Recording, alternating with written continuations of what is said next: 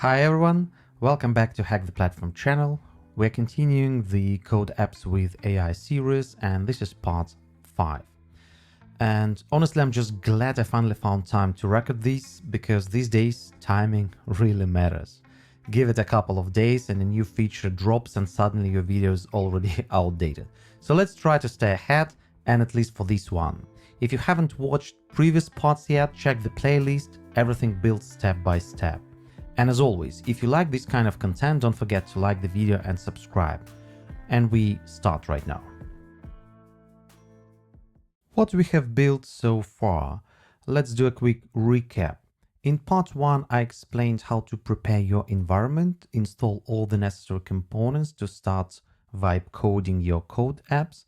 In part 2, we scaffolded the app with Claude code. We created this user interface. In part 3, we added Microsoft 365 connectors where we're showing the photo of a user, or for example, showing the calendar events from the user calendar, from the current user calendar. And we also added part 4 where we can create the tickets inside Dataverse. The data that we see here comes already from the Dataverse. But we're still missing one key piece, automation. Let's add the flows. So in this video, we'll connect our code app that we see here with Power Automate. More specifically, we'll trigger flows directly from the app, and I'll show you two different approaches. Method number 1, the native integration, which is meanwhile in preview. We add a flow with Power Apps trigger the same way as in the Canvas apps and use it directly inside the code app. Method number 2, which is already supported and production ready, that is the flow with an HTTP trigger, but additionally we will use also the custom connector, and we will secure the custom connector now with Entra ID so that either any user in my tenant or specific users, so not anyone, so not anonymously, but only the authenticated users can call this flow. Both approaches are important and you likely use different ones depending on your scenario. Let's do that. Let's start with the new approach. This is currently in preview, but it's very promising. You can add a flow directly into your code app the same way we did in the Canvas app. I created a simple flow when Power Apps calls a flow version 2, and this flow can be added into our code app. In this article, there is a detailed explanation how to do that, and we call it directly from an app. The flow will do some tasks in the background and will return even a message to the code app so that we can display that message. Meanwhile, in preview, but let me show you how this is done. I prepared a short prompt here.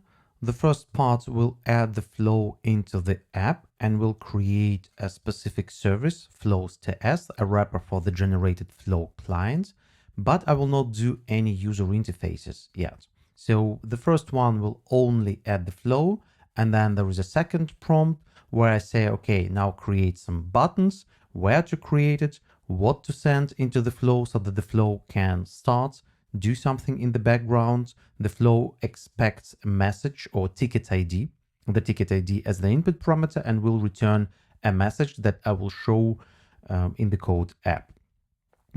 So we'll start with the prompt number 1. So everything you see here can be found in my GitHub repo. The link, as always, in the description.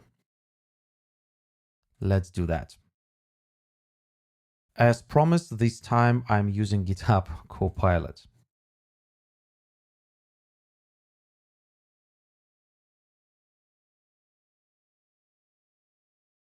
The flow service was added. Let's deploy that. Flow was added. The flow was added into the Power Config JSON. We see that there is some Power Apps connections, shared office, and this is the one which was added. This references the CSA notification flow. that it can be found, the workflow details that it can be found, that the workflow ID is correct, so that everything can be deployed. That's done.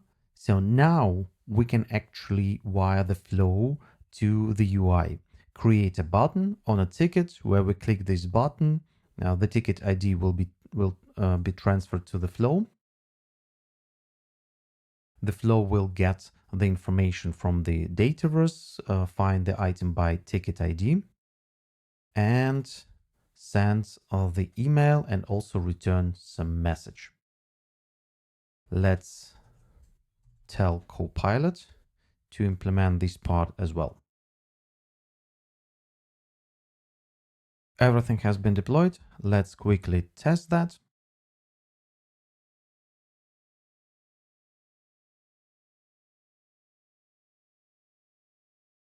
Now, if I open the Millennium Falcon ticket, there is a send email.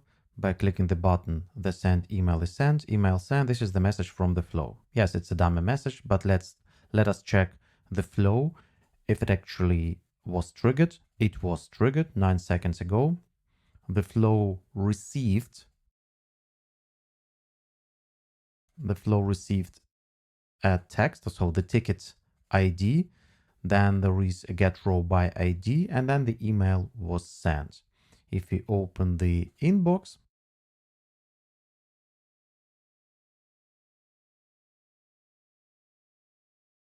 we can see that the email looks refined. Okay, so this was approach number 1, where we add the flow directly into the Power App the same way it is done inside Canvas apps.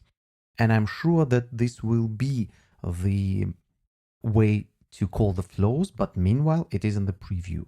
If you want right now already to call a flow and you don't want to use the preview methods, I'll explain the second method where I will create a flow with when HTTP call is received, and then this flow will be called from the Canvas app in a secure way. Let's check this out. Now let's look at the second approach. This is a production ready right now option, but there are a number of additional steps, intermediate steps that we need to carry out before we are able to call this flow. First of all, we'll create the flow.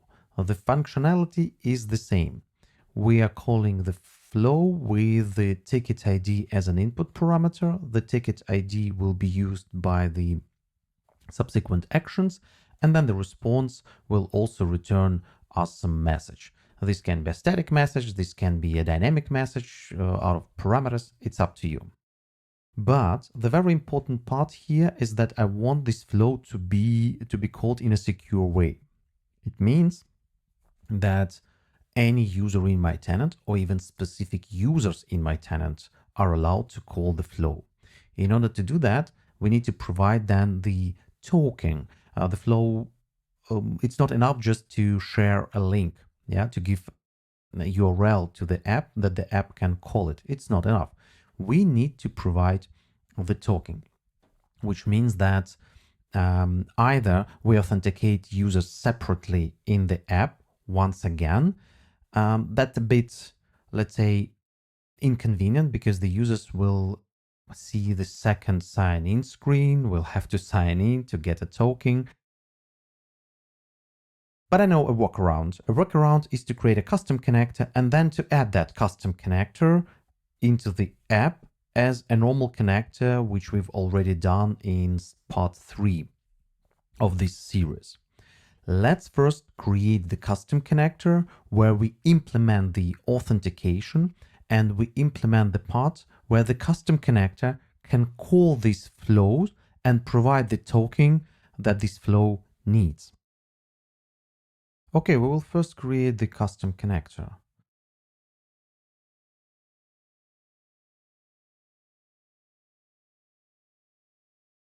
This will be the custom connector, which will be called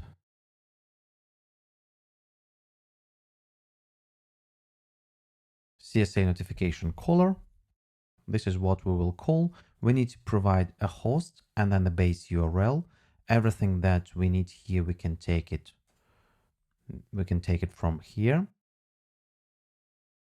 How does this all work?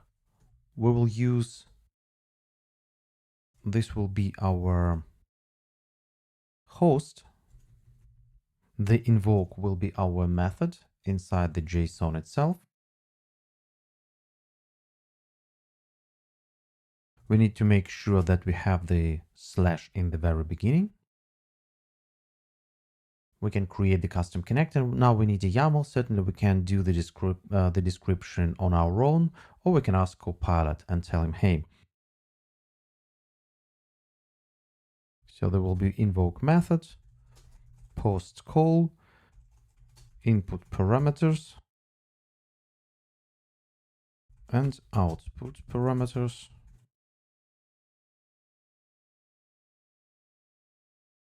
The response, let's say it like that, will be this. This is our generated YAML. I can take the paths part, maybe also the rest as well, the schemes.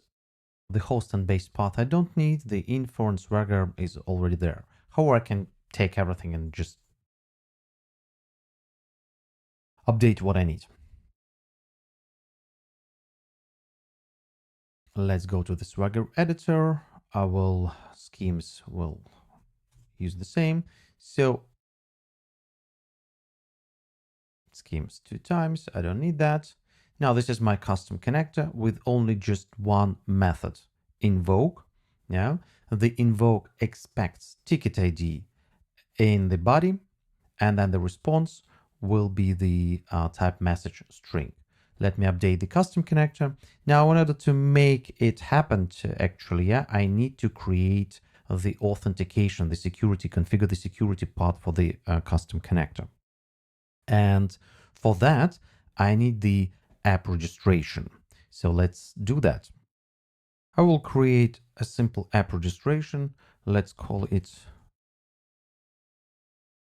invoke flow app, single tenant only, register. I need to add the API permissions to the app registration. This is Power Automate. This will be delegated permissions. It needs the user. Access Microsoft Flow as signed in user. The rest I do not need. I can also provide the admin consent for that. That's there. Now, what else do I need? I need to create a secret. And I'm ready to configure the security for the custom connector. In the security part, very important, I need to select the OAuth2. The OAuth2 will use Azure Active Directory or the Entra ID. Now the client ID. Let me first copy and enter this secret, client secret. Now the client ID. This will be my client ID.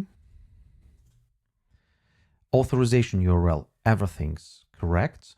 The tenant ID, I can leave common or I can insert my tenant ID. Resource URL. Now this is very important. The resource URL will be service flow Microsoft.com. So basically the resource URL will look like that.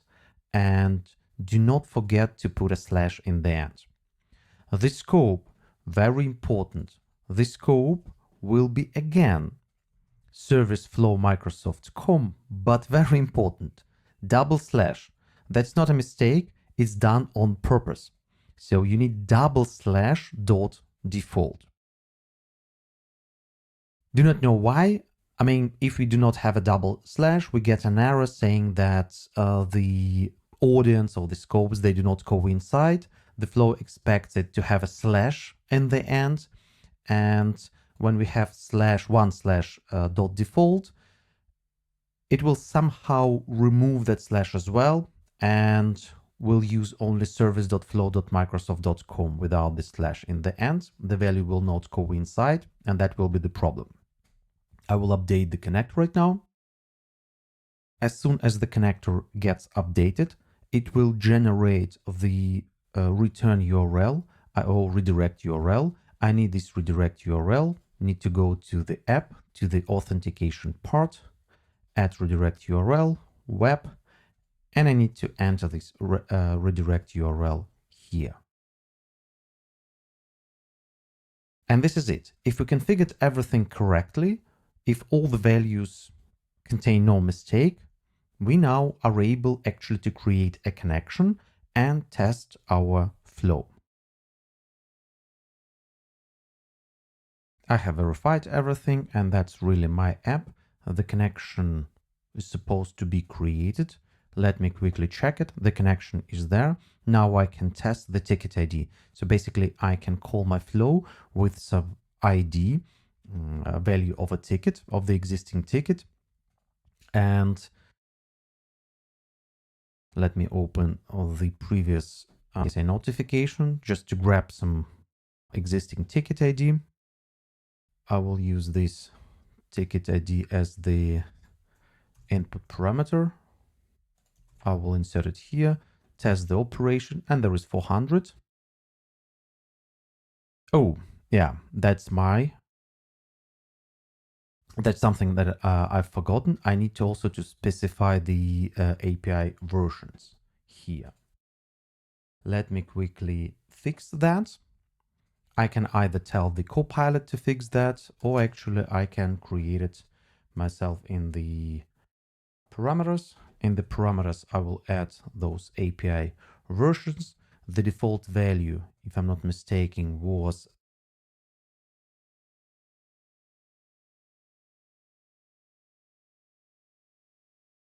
the default value we will see here. It was in the very end in the URL. Oh, API version 1. Okay, so the default value will be 1. Let's keep it like that. Update the connector, and let's try it again.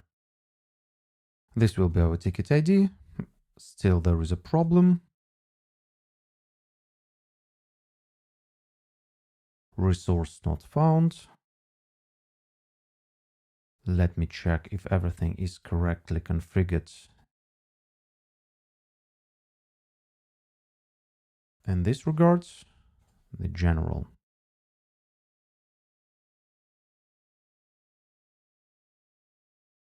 And as for the rest, we need the Power Automate, automations, direct, workflows, triggers, manuals, paths. Power Automate, automation, direct flows, triggers, manual.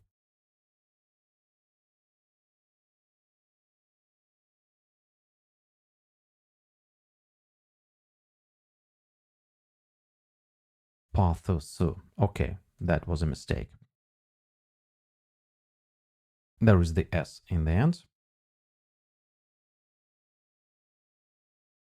In order to make it even ALM ready, you can create environment variables and store the host and the base path values inside the environment variables. Whenever you deploy it to the test or production environment, where the custom connectors, or no, not the custom connectors, where the flows have their own host and base URLs, it will be regenerated. You can then just update the environment variables, and the custom connector will use those values. Let's actually test it again. And there is 200, and we receive the message from the flow. We can also open the flow and check if the flow has been called. Oh yes, the flow was called 8 seconds ago. So our custom connector is working. Now what we can do, we can add this custom connector inside our code app, and the users do not need to authenticate again. They will again create the token upon the sign in the app. The same way they authenticate themselves for all other connectors that we add inside the app, like Microsoft Dataverse or Office 365 Outlook or users and so on and so forth. Okay. So I will tell then the Claude code without any specific prompt to add this CSA notification caller connector into the app.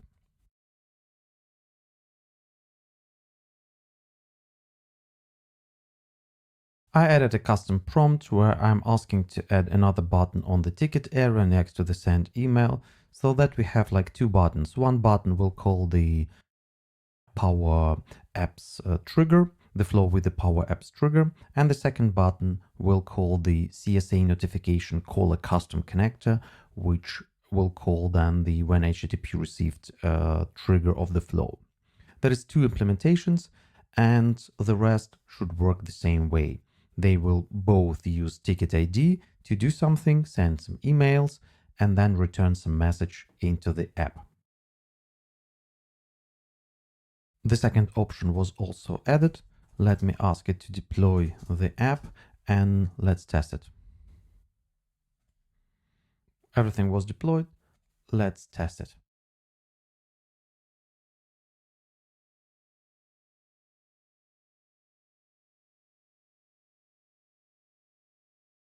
Now I see CSA notification caller. This is exactly the place where I need to create a new connection, and I don't need to sign in again. I will allow everything, and now opening some ticket, I see send an email and HTTP trigger. Both options represent two different implementations. If I click send email, then the email will be sent with the Power Apps trigger. HTTP trigger will give me some error. The API version unsupported, so I haven't provided any API version. I will tell the GitHub Copilot actually to implement that as well.